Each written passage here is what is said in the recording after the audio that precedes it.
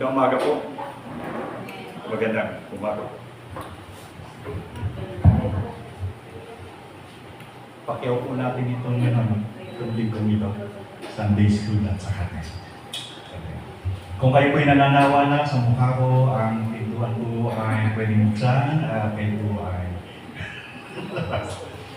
hindi ko po akalain na ang bawat isa po pala sa inyo ay mayaman.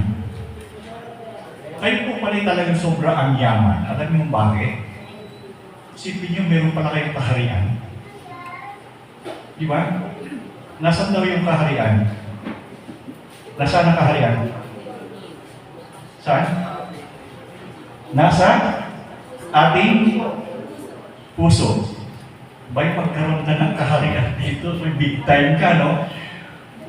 Nakakatuwa sapagkat ang ating Panginoon ay maraming mga bagay na sinasabi na kung ating uunawain ay ma-overwhelm tayo. Isipin mo, yung tayong galit ka sa akin. Isipin nyo, yung puso natin, ito pala ay kaharian ng ating Panginoon. Hindi lang natin napapagtanto, wow, gandang Tagalog, napapagtanto, hindi lamang natin nalalaman kung anong meron tayo simula nang dumating ang Panginoon sa ating buhay. Di ba? Ang ating puso ay ginawa ng ating Panginoon na kanyang kaharian. Tingnan natin yung binasa kanina ni Pastor. Ang sabi kasi dito, minsan, tinanong siya ng Pariseo, ang pinag-uusapan dito ay ang Panginoong Hesus. Sabi dito, minsan, tinanong siya ng mga Pariseo kung kailan darating ang kaharian ng Diyos. Apparently, nung panahon na yon, nung ang Panginoon ay nangangaral, inaasahan ng mga Pariseo sapagkat ang mga Pariseo ay may ibang kaalaman pagdating sa kaharian ng Diyos at malamang ito ay stranger sa kanila o hindi bago lamang sa kanilang pandinig yung itinuturo ito ng Panginoon na ang katungkol sa kaharian ng Diyos. At sila ay nagtanong kung kailan daw darating ang kaharian ito. Sumagot si Jesus, ang pagdating ng kaharian ng Diyos ay hindi makikita sa mga bagay na nasusumpungan. Ni masasabi ng mga tao, narito o nandoon, sapagkat narito ang kaharian ng Diyos sa inyong kalagitnaan. So, two things ito, no? Sapagkat ang kaharian na tinutukoy dito ay dalawa. Merong dalawang scheme or merong dalawang sphere of the kingdom of God. Una, yung kaharian ng Diyos na kung saan ay ginawa ng Panginoong Yesus sa lupa at yung inaasahan nating kaharian ng Diyos sa hinaharap. Ibig sabihin, dalawa ang kaharian ng Panginoon. At ang kaharian ng Panginoon tinutukoy sa kasalukuyang realidad at saka ang hinaharap na pag-asa. Dalawa ito. Ang kaharian ng Diyos ay parehong kasalukuyang realidad at hinaharap ng pag-asa. Sinimulan ni Jesus ang kaharian sa pamamagitan ng kanyang ministeryo. Yung dito sa lupang kaharian ng ating Panginoon was started by Jesus Christ during the time of His ministry. Okay?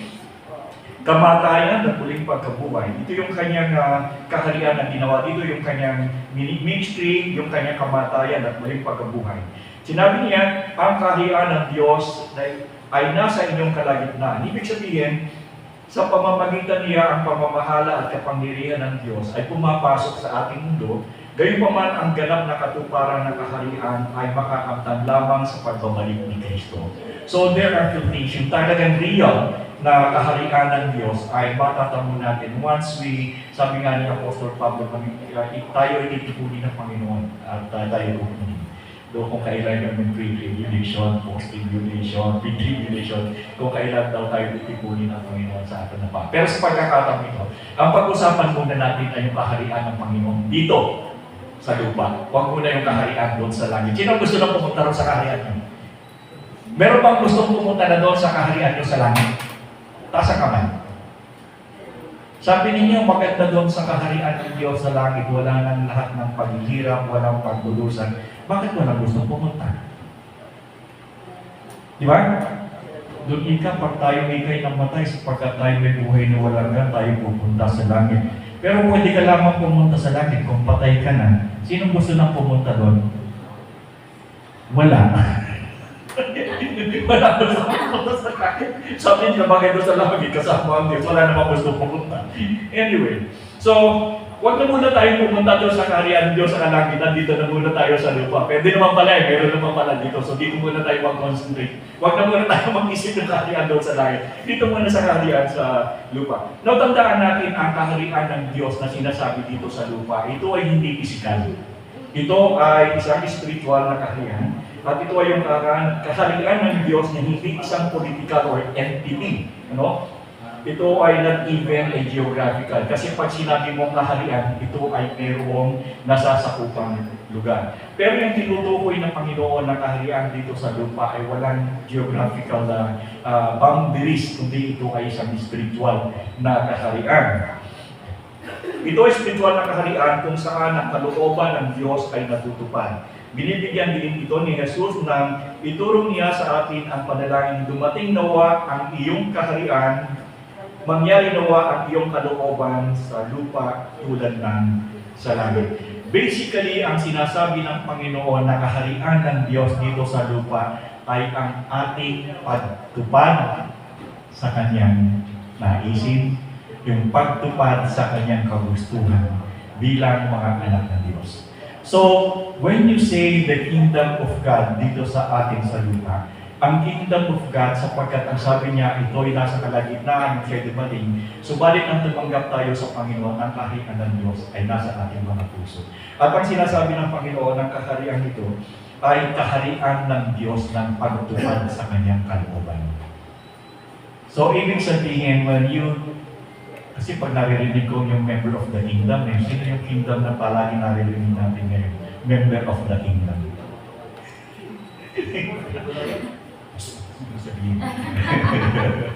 Yan kasi ganyan yung pinangalan niya, pero tama yung kanyang ipinangalan, hindi ba?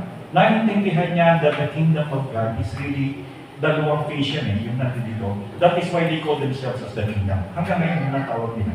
Actually, magkakasama kami kahapon yung mga taga-kingdom.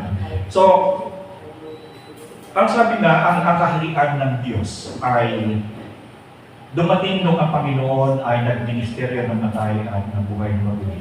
At pagkatapos ito yung binigay sa atin, matapos natin tanggapin ng Panginoon bilang Panginoon na tagapagligtas, pumasok ang Panginoon sa atin at ang kaharian ng Diyos ay nasa ating mga puso. At inilagay iyon ng Diyos upang tayo ay magkaroon ng pagsunod sa Kanyang kalooban. Naintindihan niyo kung ano yung gusto ng Panginoon. Bakit tayo nilagyan ng kaharian at ang kaharian ng Panginoon ay ilagay sa puso natin? Pero mamaya sasabihin ko sa inyo paano problema. May problema yan. Hindi problema ng Diyos, kundi problema ng tao sa kanila. Suspension yan, may ako sasabihin sa inyo. Okay, ano ang katangian ng kaharian ng Diyos? Okay, ang katangian ng kaharian ng Diyos, una ay katuwiran. Ever since nang dumating ang Panginoon ang laging itinuturo ay katuwiran. When you say katuwiran, anong ibig sabihin nito? Di ba? From one point to one point, diretso yun, no? Dahil tuwid. Pero, pag nilagyan mo ng konting bump na gano'n, hindi na-enjoy, di ba? So, ibig sabihin na gusto ng Panginoon sa atin kung bakit inilagay ang kaharian sa ating mga puso. Sapagkat ginugusto ng ating Panginoon na tayo ay lumakad sa katuwiran. Ibig sabihin diretso. Walang kaliwa, walang kanan, sabi ng Panginoon na ito'y katuwiran. Tayo ay lumakad ng may katuwiran. Hindi lamang sa paglakad sa katuwiran, ang Espiritu ng Panginoon doon sa kanyang nagbigay sa atin dito sa kaharian natin, hindi lang katuwiran kundi kapayapaan. Kung ikaw ay kabilang sa pamilya ng Diyos, ikaw ay nilagyan ng kaharian sa iyong puso, at ang sabi ng Panginoon dito, ang kaharian niyan, ang katangian ay kapayapaan. Kung ikaw ay isang mananampalataya at namumuhay ka sa kaguluhan, namumuhay ka sa pag-aalala, baka ibang kaharian ang napuntahan mo. Di ba? Sapagkat ang sabi ng Panginoon, ang resulta ng kaharian ng Diyos sa ating puso ay nagbubunga ng katwiran at kapayapaan. Totoo ba yun? Hindi ba dahilan sa ating pananampalataya sa Panginoon, kahit anong suliranin, kahit anong laki, dahilan sa alam natin na siya ang ating hari, ito'y ating ibinibigay sa Kanya upang siya ang magbigay ng kalutasan. Tama ba? Diba? So ito ang isang bagay na napakaganda at kaibahan natin sa marami. Sapagkat tayo ay mga tao na kung saan ang kaharian ng Diyos ay naduroon sa ating mga puso. At dahil dito ang Diyos ay nagbibigay sa atin ng katwiran at kapayapaan. Okay? Hindi lamang katwiran at kapayapaan, ang Diyos ay nagbibigay din sa atin ng kagalakan sa pamamagitan ng banal na Espiritu. Yung iba, saan kumukuha ng Espiritu sa kanilang kagalakan? Kaninong Espiritu sila kumukuha? Ginebra, San Miguel. Espiritu ni Emperador. Pero paano? Espiritu ni Pundador. Yun ang kanilang espiritu ng kagalakan sapagkat hindi sila nakakakilala sa Panginoon, hindi sila pinaghaharian ng ating Panginoon. Subalit sa atin ang malaking kaibahan, dahilan sa tayo ay mananampalataya at naghahari sa ating Diyos. Ang Diyos ay nagbibigay sa atin ng kagalakan sa pamamagitan ng Espiritu Santo. Kung yung dudugtungan na sa akin. Ang Espiritu Santo ang nagbibigay ng kagalakan sa atin. Bukod sa katwiran, okay? At bukod sa kapayapaan, ang Espiritu ng kagalakan ay nagbibigay sa atin sa pamamagitan ng Espiritu ng Diyos. Ito ay kabaligtaran. No? Ito ay kabaligtaran ng kaharian sa mundo ito. Sa kaharian sa mundo ito, nakita natin maraming mga naging hari. Subalit, mapapansin nyo, karamihan sa mga hari ito ay nagiging oppressive. No? At walang kaayusan kung saan ay karamihan doon sa kanilang mga subject ay nagdurusa. Subalit sa kaharian ng Diyos, ang ibinulungan nito ay hindi pagdurusa, kung hindi ito'y kapayapaan, kagalakan at katwiran. Nararanasan nyo ba? Sigurado ba? Dapat, pag hindi nyo sigurado yun, may problema kayo. Baka kung saan espiritu ng kagalakan ng gagaling, di ba? So, ito'y maliwanag na nararanasan ng bawat isa sa atin. Remember, I always remember in 2 Corinthians 5:17. Therefore, if anyone is in Christ, he is a new creation, all things are passed away, behold, new things has come. Sapagkat ang sinumang nakipag-isa kay Kristo ay isang bagong nilalang, wala na ang lumang pagkatao, ang lahat ay pawang bago. Ito yung nagiging dahilan kung bakit ang puso natin ay nakakagawa ng katwiran, kagalakan, kapayapaan, kagalakan sa Diyos. Sapagkat sa pamamagitan ng kamatayan ng ating Panginoon, yung kanyang ministry, na nagdulot ng kaharian dito sa lupa, ito yung ating nararanasan. Nakakalungkot. Kahapon dinidiscuss ko rin ito, nakakalungkot. Sapagkat kung meron tayong 116 million plus na Pilipino sa Pilipinas, na population natin na mumuhay, ilang porsyento kaya lang tayo na nakakaranas ng tunay na paghahari ng Diyos sa ating mga puso? Though napakarami na nag-claim to be Christians. Many of them are claiming to be Christians, but ang nakalulungkot, yung kanilang claim of Christianity is nominal, not practicing one. And it is only for the practicing Christians that the kingdom of God is in them, or living in them. So, nakalulungkot. This country claimed to become a Christian country, the only Christian country in Asia, actually. Pero, hindi tunay na Kristyanismo ang kanilang nararanasan. Okay? Ang kaharian ng Diyos ay nangangahulugan ng pagsunod sa kalooban niya. It is an obedience to the will of God. Nangangahulugan pagtutugma ng ating buhay sa kalooban ng Diyos. Ibig sabihin, align. Di ba kagagalingin yung maglagay sa bata? Align. Ganyan, diba? So, ang kingdom of God is just like aligning ourselves to the will of God. Alignment. When you say alignment, ito'y iniaayos at itinutugma. So when you become a member of the kingdom of God, because God is living within you in your heart, you attune. Di ba yung nagigitara dito? Ano ginagawa niyo sa gitara? Tinutono niya, no? Ano kaya kung subukan natin dito na lahat ng instrumento ay wala sa tono? Subukan lang natin minsan.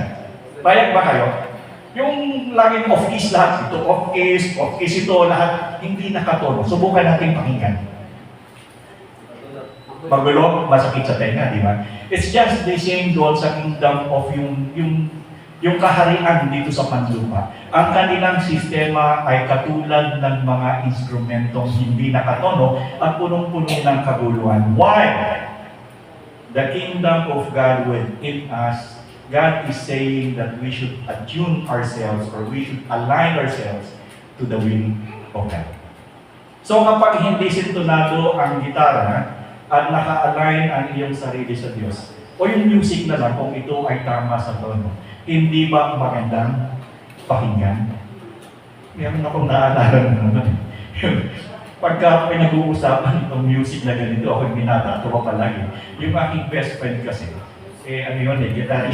gitarista yun eh. Natatandaan ko nung high school. Pagkapat nagkahiwalay kami, sapagkat pareho kami na-skilled ng school, napalipat siya doon sa Christian Academy of Manila. Titinanggap siya doon sa Christian Academy of Manila. One time, nagkaroon sila ng concert, kasi Christian Academy di ba? Maganda talaga yun. So, minsan nagkaroon daw sila ng concert. Kinikwento naman sa akin ng asawa. Napakasawa din niya yung classmate na doon, hinala ko yun. So, ngayon, nagko-concert daw sila. Tapos, ang ganda ng concert nila, ang gitarista yung aking kaibigan. Yun yung na-skill ko kasama ko. Pero naging Krisyano siya dahil nag-aaral siya sa Krisyano. Doon protestant ha, pero naging nasa minat din na born again siya doon sa Christian Academy of Manila. So, nakasama siya doon sa concert. So, tumututok. Ang ganda ng tugtugan, ganda ng kantahan. Biglang tumigil at itinuro yung gitara. Nagkakalabi yung tumigil, itinuro yung gitara niya nagko-concert. Sabi ko talaga walang pupas talaga, hindi pa rin talaga nagbago. Isipin nga nagko-concert, itinuro yung gitara. Nung ikinikwento nung kanyang asawa sa akin, yung aking best friend, talaga sabi ko, wala talaga, walang pagkukunan. But, katulad nun, kahit anong ganda ng musika, kahit anong ganda ng kompas, isang string lang, ang ma-out of tune, everything will be destroyed. Tama ko ulit. And in Christianity, doon sa atin, God is wanting us that all of us should always align, attune ourselves with God. Otherwise, we will be sintonado and it will be a distraction. It will not be good. So in our daily living, we should always remember that God is wanting us to live our lives always in alignment, always in attune with His will. Otherwise, kaunting pinipit niyan, iba na ako. And is God demanding too much for us if He wants us to live a good life? Is He demanding too much? Hindi siguro, kasi that is for our own good. Isipin mo yung tumugtog ka na out of tune. Talagang masakit sa tinga ng makikinig. Just the same with us, tingnan ninyo to. Yung mga hindi mananampalataya, nakatira sila sa ibang kaharian nila. Iba yung nakatira. The moment na ikaw ay pagkamali. Because every time na nasa community ka, and you are living in the kingdom of God, at ang kaharian ng Diyos ay nasa sa iyo, they will see that your life is different. Diba? Iba ang buhay mo. Tingnan ninyo ng konting-konting pagkakamali mo. Pansin nila. Pansin nila yan. At konting-konting pagkakamali mo, marami silang marites. At marami silang sinasabi. Pero marami pa silang sinasabi sa kanilang kamalian. Wala. Because you are different, hindi ka pwedeng magkamali sa kanilang paningin. Because they could easily see it. Tama ko ba? That is why ang isang mananampalataya is always expected to follow the will of God. Kinakailangan yun. Ito ay kinakailangan itugma mo ang iyong sarili sa kalooban ng ating Panginoon. Ito, ang ating mga kilos ay dapat sumasalamin sa ating pananampalataya. When you say mirroring our faith, ito yung ating pananampalataya batay sa katuruan ng Diyos. Yung buhay natin dapat pareho ang itsura. Subukan ninyong sumalamin kayo na kayo ay nakaharap na ganito at kayo ay naka-smile. Yung tingin ninyo sa salamin ay nakasimangot. Humarap kayo sa salamin, nakaganyan kayo. Sinimangutan kayo ng salamin, anong gagawin ninyo? Anong gagawin nyo? Nakasalamin ka, nakangiti ka, tapos yung harap ng salamin mo, nakasimangot? Ano mangyari sa'yo? Tatakbo ka. Kasi hindi dapat gano'n ang iyong makita. Di ba? The same or likewise, yung buhay mo should be the same with your faith. Yung buhay mo ay dapat sumalamin sa iyong pananampalataya. Kinakailangan kung ano ang iyong pananampalataya, yun ang buhay mo. Di ba? Katulad ng sinabi ko, kapag yung pananampalataya mo, iba yung pagsalamin ng iyong pamumuhay. Ito'y katulad ng pumunta ka sa humarap ka sa salamin ay kay nakangiti. Yung harap mo sa salamin ay nakasimangot, ganun ang buhay mo. Dapat ka talagang matakot sa sarili mo kasi iba na ito. Di ba? Baka ako ay minumulto. Just the same with us probably when we are living a life not attuned with the faith that we have, minumulto yung buhay natin. Di ba? Because that is not expected. God is always expecting us to attune ourselves and to mirror our lives with our faith. Dapat magkapareho yan. Pag hindi nagkapareho yan, sabi nga sa tupak mo na kayo kasi minumulto na yung buhay ninyo. Okay. Now, bakit mahalaga? Why is it na mahalaga yung karyan? Bilang mga mamayahan karyan, inaapin natin, ito dapat ang mangyari sa atin. Kapag tayo ay pinagaharian ng Diyos, dapat yung pag-ibig higit sa galit. Yung love, yung pagmamahal natin, yung pag-ibig natin, ibang klaseng pag-ibig. Agape, storge, phileo, at saka agape, storge, eros, and phileo. Those are the kind of loves na mentioned in the Bible of the Greek. Pero ang sinasabi dito ng Panginoon, yung pamumuhay natin bilang mga mananampalataya at tayo ay pinaghaharian ng Diyos, ang pag-ibig ay dapat higit na mataas kaysa sa galit. Hindi naman sinasabi na tayo ay hindi na pwedeng magalit.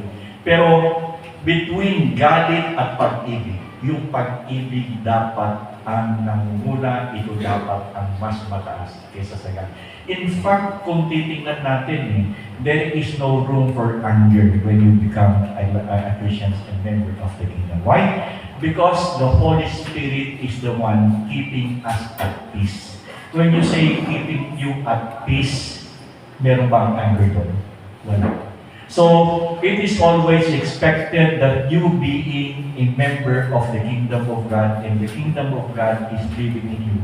Yung love, yung pag-ibig dapat ay mas higit sa galit. Yung kapayapaan dapat ay mas higit sa kaguluhan. Sa simbahan ba natin pero kaguluhan? Minsan. Pero dapat ay wala. Sapagkat sabi nga natin, para ka magkakaroon ng kaguluhan sa simbahan kung ang iyong sarili ay sumasalamin sa iyong pananampalataya. So there is no room for chaos in the church. Once there is chaos in the church, that church is not really living in the standard in the kingdom of God. Mamaya, explain ko sa inyo kung bakit maraming ganun. Okay, ito ay katarungan, hindi sa pang-aapi. Nag-aapi ba kayo? Hindi ano? Kasi hindi yung palatandaan ng isang tao pinamamahayan ng Diyos. Nagsisilbi tayo sa halip na hanapin natin na tayo ay magsilbihan. We serve, especially in the church. We do everything that we can how to help and alleviate one suffering ng kasamahan natin. Ang sakit ng kalimtingan, dama ng buong katawan. So, if anyone in the church or in our community is suffering, all members should also feel the sufferings that the member is suffering. Sapagkat ang sakit ng kalimtingan ay dama ng buong katawan. And that's how we live. Tayo ay nagsisilbi sa ating mga kapatiran sa halip na tayo ay humingi ng tayo ay pagsilbihan. Pastor, maraming salamat sa kape kanina. Sis, salamat sa kape. Anyway. Okay. Isinasabuhay ang pamumuno ni Jesus bilang leader. No? The Lord is my shepherd, I shall not want. When you say the Lord is our shepherd, the Lord is always the at first. Dapat siya yung nasa unahan. Wala pa akong nakita na shepherd na nasa nauna yung tupa. At inililit ng pastor, pero yung mga tupa ang nasa unahan. Yung mga sheep kasi may problema yan eh. TANGA yung mga yan. So dapat merong pastor sa unahan. And we should always believing that our shepherd should be at first. Hindi tayo dapat maging mas marunong pa doon sa ating Panginoon in terms of understanding what is the truth. Because binigay na sa atin yan. And the only thing that we need to do is just to follow. Naintindihan nyo? Follow. Pero huwag tayong susunod ng bulag naman pagsunod. Ano? Ang kagandahan lang sa atin sapagkat tayo lahat ay nagbabasa ng Biblia, ay nakikita natin na ang ating sinusunod ng Biblia ay nababasa natin at nakikita natin. At nakikita natin kung yung ating pinuno ay nagtuturo ng tama at mali. That is the difference because all of us have the right to hold the Bible and read it katulad ng sinasabi ng tagapanguna. And you also have the right to say, mali yata yung sinasabi. But of course, wala namang tagapanguna dito na magtuturo sa inyo ng mali. Kapag nagturo na ng mali yan siya. Delikado na yan. Okay. All of us, if you are living in the kingdom of God, you live in hope. Namumuhay po tayo sa pag-asa. Lagi tayong may pag-asa sapagkat ito ang ibinibigay ng Diyos sa atin. If a person ay hindi na namuhay sa pag-asa, what will happen to that person? He's dead. A person can never live a single moment of his life without hope. Pag nawala na ang pag-asa sa iyo, walang tanan. And tayo ay hindi po pwedeng mawalan ng pag-asa sapagkat ang ating Diyos ay Diyos ng pag-asa. At bilang mga anak ng Diyos, namumuhay tayo hindi lamang sa Kanyang biyaya, tayo ay namumuhay din sa Kanyang pag-asa. Diba? Maganda ang nakikita ninyo once you are in the kingdom of God, yung tamang kingdom of God. And the kingdom of God is in your heart. Almost lahat positive, di ba? Everything is good. Because wala namang masama sa katuruan ng Panginoon. Wala masama sa presensya niya. Ang presensya ng Diyos, everything is good. And we are fortunate enough to be in that level. We are fortunate enough to be in that family where God is guiding and leading us. And everything that is God is giving us are all good. Ayaw pa ninyo. Ganun pala yung binibigay ng Diyos sa atin. No?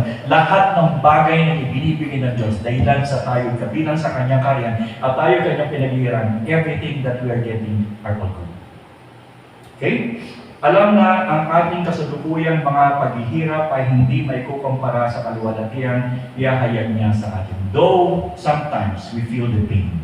But ang sabi dito ng ating Panginoon, anumang kahirapan na nararanasan natin dito sa sanlibutan. Because of course we are human being, we are physically susceptible to decay. We are all susceptible to sickness, no? And we are all susceptible to dying. And all of us will die in one way or another. Pero ang sabi ng Panginoon, anuman ang paghihirap na dinadanas niyo sa sanlibutan, hindi yan may hahambing sa kaluwalhatian na ibibigay ng Diyos sa Kanyang kaharian sa inyo. Gusto niyo nang maranasan yun? Yung kagandahan ng Diyos na wala ka ng sakit na mararanasan, wala ka ng gamot, wala ka ng wheelchair, everything is good. Sabi ng Panginoon doon sa Kanyang kaharian, hindi mo na yan mararanasan. So, meron tayong pag-asa and because of that hope, we have relief. Bagamat nahihirapan tayo sa anumang karamdaman meron, ay nababawasan ito, naiibsan ito sa pamamagitan ng pag-asa na ibinibigay ng Diyos sa mga panahong darating. Huwag kayong mag-alala, lahat tayo ay pupunta in one way or another. And we should not be regretful once the day comes. Because, paano ka makakarating sa langit kung hindi ka mamamatay? Paano makakasama ang Diyos kung hindi ka mamamatay? Walang physical na bagay na pwedeng dalhin sa langit sapagkat even in the kingdom of God, it is always spiritual. Okay? So, hindi tayo magkasakit man tayo, nalulungkot tayo, but those are only temporary because the kingdom of God, doon sa hinaharap, is far better than the kingdom of God that we have here on earth. Okay? Aside from that, dahilan sa ang Diyos ay namumuhay sa atin, dahilan sa tayo ay Kanyang kaharian, pag tayo ay nagsama-sama, we become a community. And this is the family of God, this is the kingdom of God, when we are all together, when we are living in harmony with God.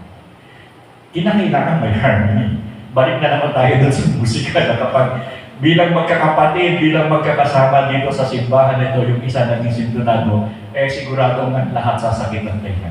Therefore, there is always a necessity for all of us to live in harmony. Walang out of tune. At kapag merong out of tune, it is the duty of the elders of the church or the community to make that instrument or to make that a tune sound, to do the fine tune.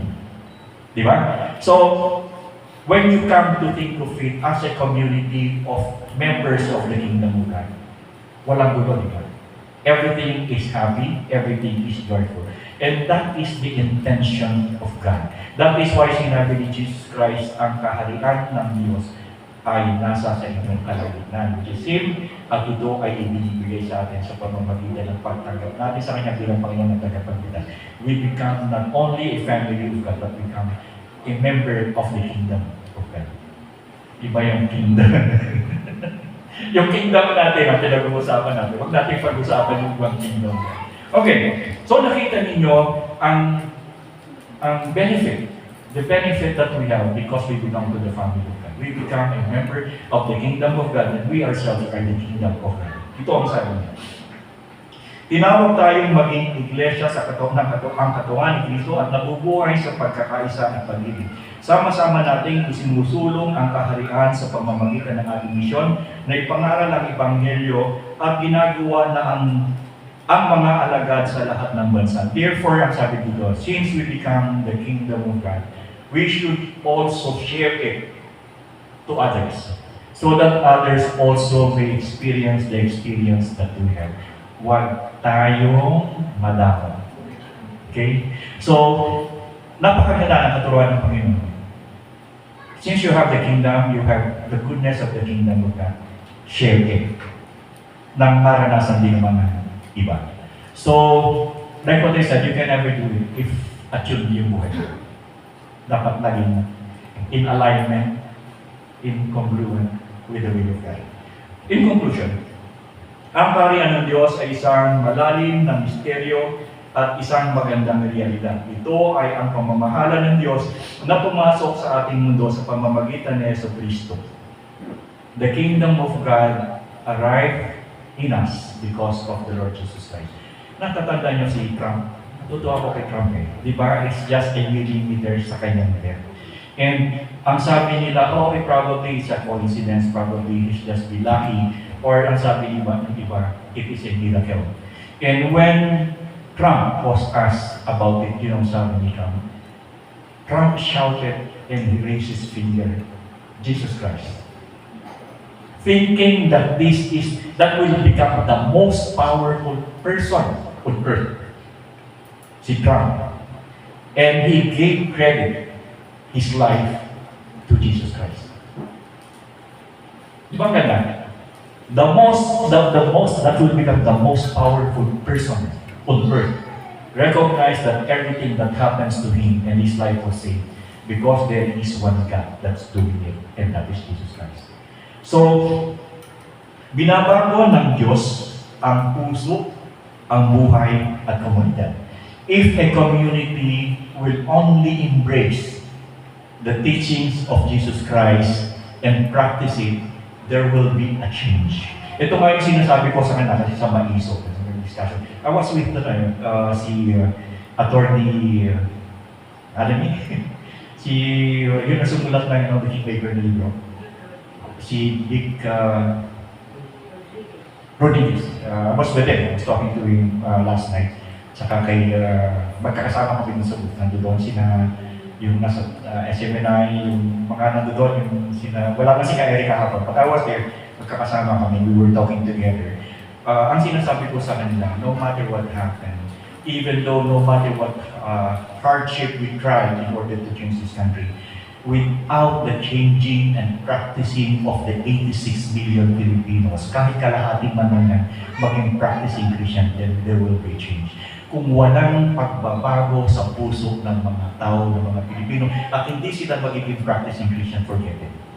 Ang effort natin will be useless. Kasi nandun kami. Alam niyo ba kahapon na nagpamahagi ng tubig doon sa Maisog yan sa Liwasang Bonifacio? More than 1,000. And I do it alone. Walang nauhaw sa lahat ng pumunta doon dahil lahat sila ay binigyan ko ng tubig. Marami kaming tubig. Ako po'y pagdating doon ay hindi ko inaasahan at pinalitan yung aking damit. Ako po daw ay naging team leader ng Marshall. Pinalitan yung damit. So what I did was when I saw the people na sabi nung isa, paano kami sisigaw? Wala kami, nauuhaw kami. Ay, ang dami namin tubig doon. So sabi ko, bigyan mo ng tubig. I was able to distribute more than 1,000 bottles. Buhat-buhat ko inside ako binibigyan. And that is a good thing as a community. Na makita nila sa atin, bakit kaya itong mga taong ito is different? No? Nakikita nila yun eh. Siguro yung structure ko, kasi minsan tingnan ako, parang suplado, gano'n. And yet you will come to it, bibigyan ka ng tubig. And everybody happy. Nakatawa ng libro. And everybody happy. And I think that is one thing that we should always consider and you should do with ourselves, na yung sarili natin. Diba sinasabi ko, never ever put yourself better than others. Huwag ninyong ilalagay ang sarili nyo na mas mataas kayo kaysa sa iba. You know why? Because the kingdom of God is residing in us. And God is always wanting us to be yung humility, yung kababaan ng loob. Walang uwang sa isang anak ng Diyos ang nagmamataas o nagmamalaki. Hindi yan ang itinuturo sa atin sa kasulatan. Okay, habang hinahanap natin muna ang kanyang kaharian at katuwiran, Matthew 6:33. Sino nakakatandaan? Seek ye first the kingdom of God and His righteousness, and all these things shall be added unto you. Hanapin mo natin ang kaharian ng Diyos at lahat ng bagay ay makapadagdag sa atin. And always remember this on and on and on, a reminder to all of us that we are not an ordinary people. We are people who are living in a community where the love of God is flourishing. Napansin nyo dito sa simbahan natin, pag umaga pa lang, nandun na may nagsalumon sa kami ng di ba? And this is a good thing and being shown that the reality of Christianity is being practiced.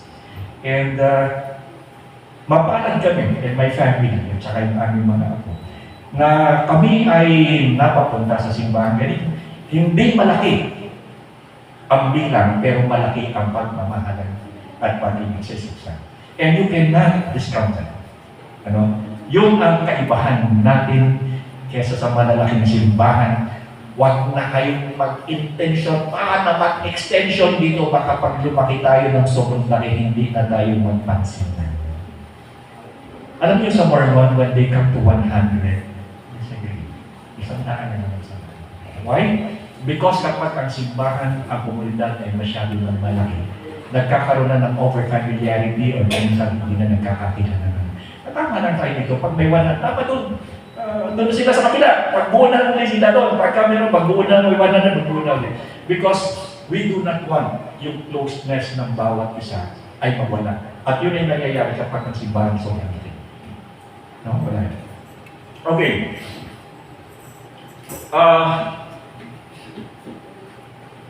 Nasabi ko na lang. No? Ngayon, ito yung problema. Ang binalak ng Panginoon. Okay na tayo na. Okay na tayo. Ang sinasabi ko lang, nung ang Panginoon ay nagturo na sinabi niya ipangaral ang salita ng Panginoon. Maganda yung una hanggang doon sa first century church. Sapagkat apostolic yung katuruan. Kung anong ipinatuturo ng Panginoon, ayun ang itinuturo. Pero ito'y nagkaroon ng problema noong around 300 AD, na kung saan yung kaharian ng Diyos na itinuturo nito was adulterated. Dahil sa marami ng pananampalataya at paniniwala ang pumasok. Pero fortunately, o sabihin natin na-restore yung apostolic teachings na yan, bagamat duminyada lamang, pero yung patuloy na yung adulterated Christianity na sa ibabaw, pero yung apostolic Christianity na revive at pumunta rito at nakarating sa Pilipinas. Ang isa lang nakalulungkot, isa lamang ang Biblia na ating ginagamit, isa lamang ang katuruan na pinatuturo ng Diyos patungkol sa kanyang kaharian, pero we are all divided by denominations. Di ba? We are all divided by sectarians, we are all divided by denominations, and yet we claim that all of us are being yung pinaghaharian ng kaharian ng Diyos. Sa aking tingin, kung aking titingnan, gumawa kayo ng puzzle. Ano? Pero yung puzzle buo, pero bumi-bumi. Tingnan ninyo, buo nga, it is the kingdom of God. Unfortunately, some of the pieces have cut off. That is why even though it is one and buo, hindi rin magandang tingnan kasi nga it is not perfect. And even Christianity, tingnan natin dito lang sa atin, may Baptist, may Mennonite, and yet all are claiming to be reigned by the kingdom of God. Unfortunately, yung kingdom of God has been sabotaged by men, even by the pastors. At huwag natin gagawin yun sa simbahan natin. Huwag tayo magpahit doon. Because, naumpisahan na natin maganda na. Huwag lang pasamahin. Okay? So tayo lahat ay manalangin. Maraming salamat po, Panginoon, sa panahon na ibigay mo sa amin. Maraming salamat sapagkat itinuro mo sa amin na kami po ay iyong pinagkaharian at ikaw ay pumunta rito upang kami turuan kung paano ang tamang pamumuhay at tamang pagkasundo sa iyo. Idinadalangin po namin ang lahat ng bagay na kung saan ay aming narinig at amin pong hinihiling sa iyo na i-achieve po ang aming buhay. Make ourselves or make our lives to be in alignment with your will so that we will continue to live in your goodness, we will continue to live in harmony with your will. At dinadalangin po namin sa aming pag-uwi ay dalhin po namin ang aming mga kaalaman ito at aming pong ibahagi sa iba. Maraming salamat po sa pamamagitan po ng iyong anak na si Jesus. Amen.